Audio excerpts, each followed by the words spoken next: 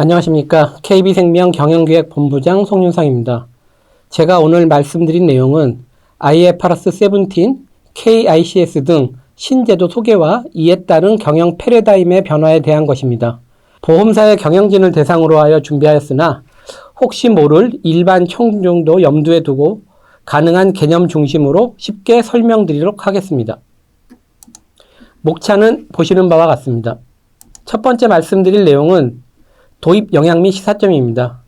기본 개념은 보험회사 부채의 시가 기반 실질가치 정보를 재무제표에 표시하자는 것인데, 현행 회계제도는 시장 변화에 따른 가치와 장래 이익의 변화를 제대로 제공하지 못하고 있습니다. 이에 IFRS 17은 크게 나누어 두 가지 원칙을 설정하였습니다. 하나는 시가평가이고 다른 하나는 발생주의입니다. 시가평가는 금리에 의한 현금 흐름의 평가로 공존가치를 평가하는 방식인데, 이로 인하여 외부 변수인 금리 영향이 매우 커지게 됩니다.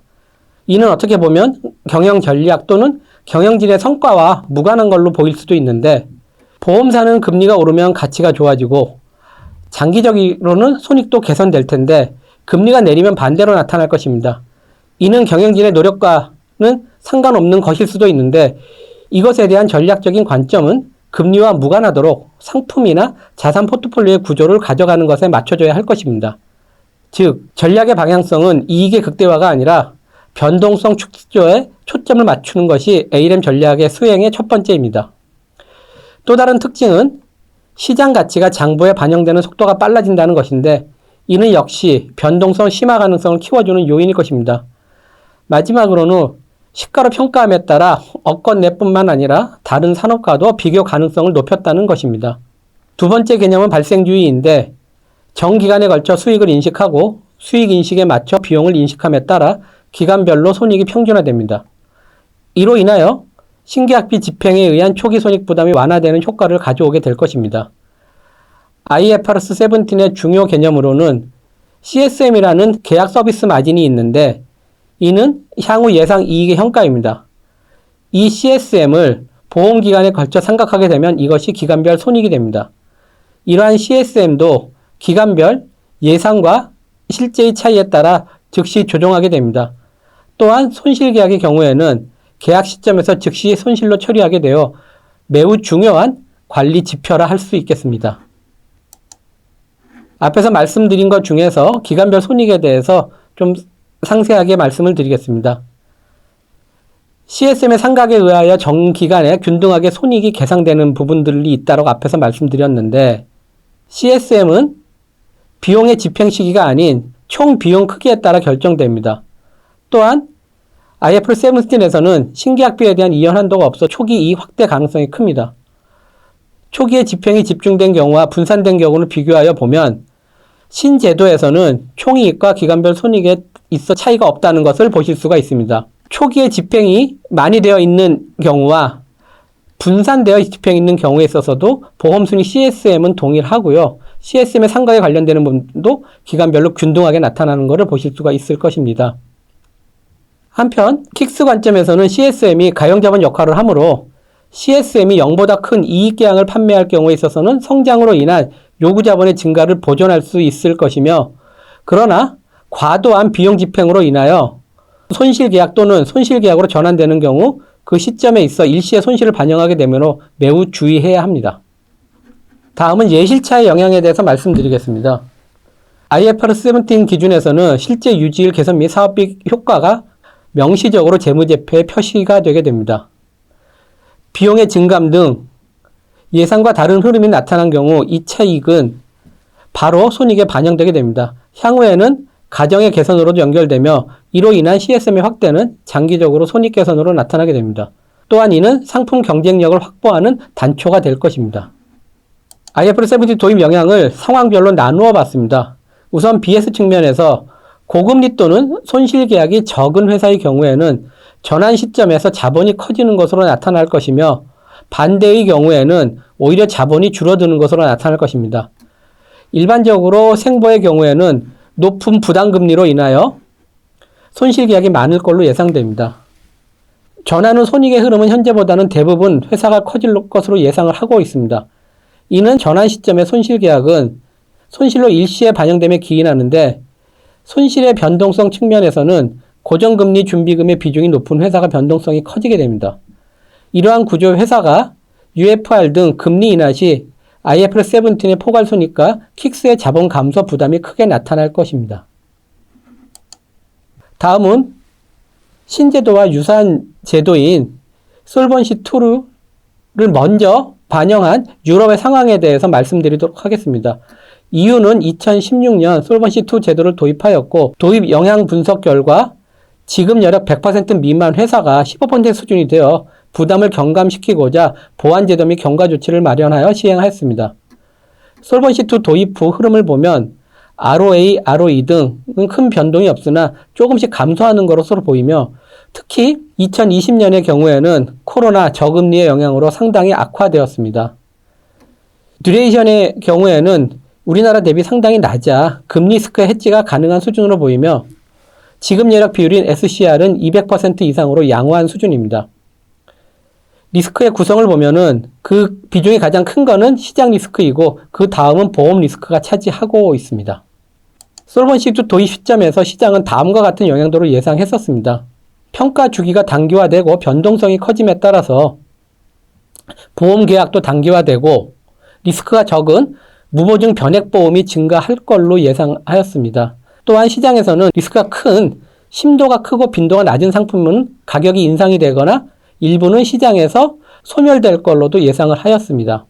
이러한 예상의 연장에서 보험의 사회적 보장 기능 상실과 장기 저축 기능 상실도 언급이 되었었고 또한 리스크 부담으로 인하여 주식 투자보다는 채권 투자 쪽으로 옮겨갈 걸로도 예상을 하였었습니다.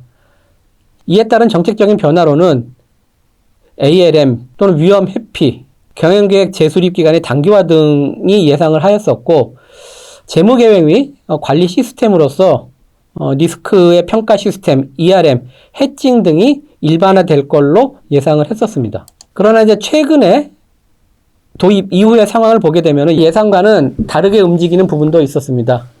수입보험료는 지속적으로 증가하고 있으며 리스크가 적은 변액보험이 초기에는 그 성장을 주도한 것은 맞지만 최근 그 성장은 둔화되고 있습니다. 또한 자산 포트폴리오 중 리스크가 큰 주식의 비중이 예상과 다르게 이전의 비중을 지속적으로 유지하고 있는 걸로 나타나고 있습니다. 몇 년 전에 방한한 알리안츠 CRO에게 이 부분을 물었을 때 주식 부분에서 충분한 수익을 얻고 있다고 답변한 것이 생각이 납니다. 이는 신제도의 시장이 잘 적응하고 있는 것으로 보이며 우리도 우려보다는 이에 맞는 전략 수립에 집중하여야 할 것입니다.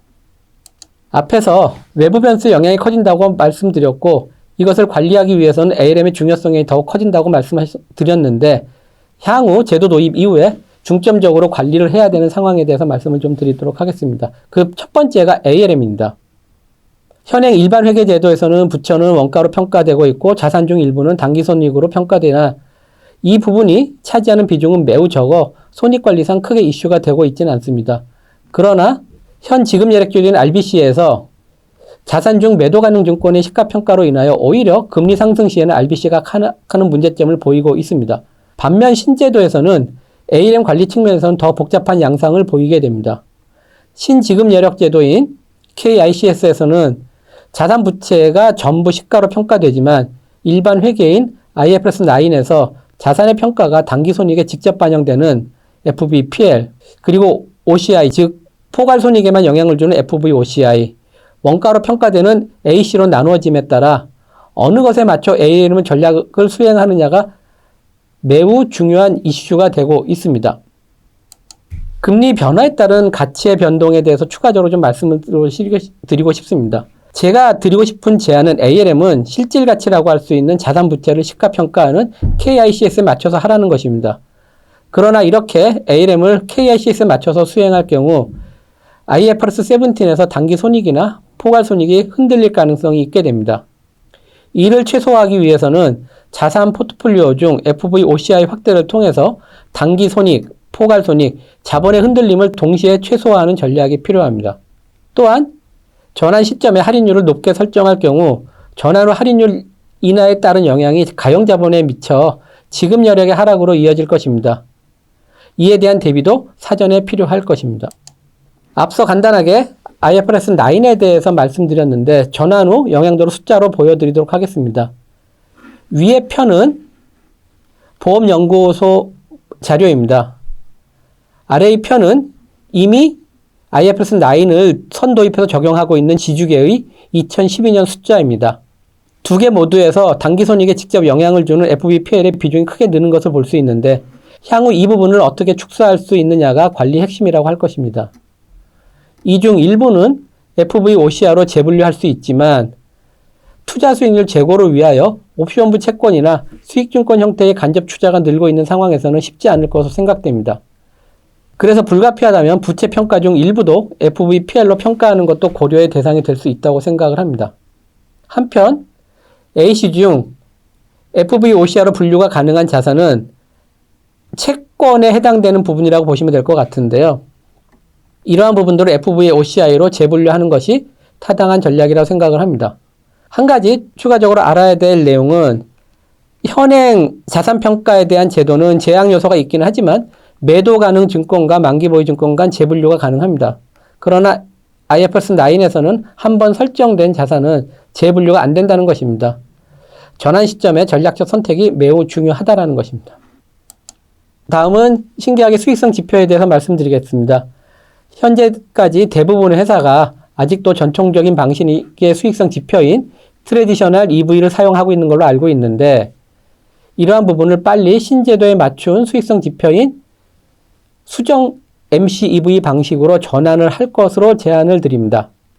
다시 말씀드려서 신제도에서 안정적인 수익을 창출하기 위해서는 판매 시점부터 어떠한 계약이 이러한 수익을 줄 것인가를 알고 팔아야 한다는 것인데 제가 제안드리는 수익성 지표인 MCEV를 일부 수정하여 적용하는 부분들은 IFRS 17의 CSM에서 금리 리스크량을 제거한 것과 유사한 방식입니다. CSM에서는 금리 리스크가 고려되어 있지 않아 금리 구조에 대한 부분이 무차별한 것을 보완하기 위한 방안입니다. 그러나 이것만 가지고도 충분하지 않습니다. VNB를 보조할 지표로 ROEC를 제안드립니다. 이는 상품이나 채널 등에 투여된 자본 대비 효율을 나타내는 지표인데 주주 관점에서 투입 대비 효율을 볼 수 있는 지표입니다. 흔히 신제도에서는 저축성 상품이 안 좋은 상품처럼 언급되는데 그렇지는 않고요. 오히려 낮게 설정되어 있는 최저 보유증 비율로 인하여 상대적으로 옵션에 대한 가치인 TVOG가 적게 계상되며 금리 연동형 상품으로 전사 차원에서 금리 리스크를 축소시키는 역할을 하게 되어 저자본 영역이라고도 할 수 있습니다. 즉 자본 대비 효율은 오히려 높게 나타날 수 있는 상품입니다. 적정 수준의 저축성 상품의 판매는 요구 자본을 축소시키게 되므로 이에 대한 논리를 제공할 수 있는 지표라 할 수 있습니다. 상품 판매 여부에 대한 판단 근거로도 사용할 수 있을 것입니다. 즉 주지표인 VNB가 0보다 큰 경우에는 무조건 판매가 가능하다고 판단을 하고 ROEC가 0보다 적은 경우에 있어서는 판매가 불가하다라고 내부 기준을 설정하였지만 그 중간에 해당되는 영역에 대해서는 전략적인 의사결정을 할 수 있을 걸로 생각이 됩니다. 세 번째로는 손익 변동성에 관련된 말씀을 드리도록 하겠습니다.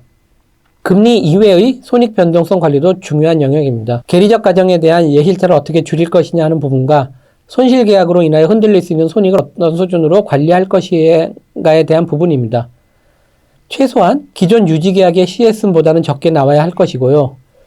공격적인 영업 수행 시에는 이 부분이 커질 수 있다는 것도 염두에 둬야 할 것입니다. 마지막으로 강조드려서 말씀드리고 싶은 부분은 가정에 대한 사상입니다. 가정은 정확하고 치밀하게 만들어져야 되겠지만 이것보다 더 중요한 것은 정직하고 치열해야 된다는 것입니다. 이러할 경우에 정말 중요한 것은 일관성의 유지입니다. 일관성이 깨지게 되면 이는 뭔가는 이상이 있다는 것이 되고 이에 대해서 충분한 소명을 필요로 하게 됩니다. 마지막으로 자본 효율의 측면에서 말씀드리겠습니다. 가용자본 측면에서는 가치계약의 판매, 투자 수익 증대, 비용 효율화 등이 필요할 것이고 요구자본 측면에서는 리스크별로 보험 리스크 관리를 위해서는 보장 성격이 다른 상품 포트폴리오 관리, 유지율, 사업비 효율화 등이 필요할 것이고 신용 리스크는 전략적 자산 운용, 세부적인 투자 포트폴리오 등에 대한 전략이 필요할 것입니다.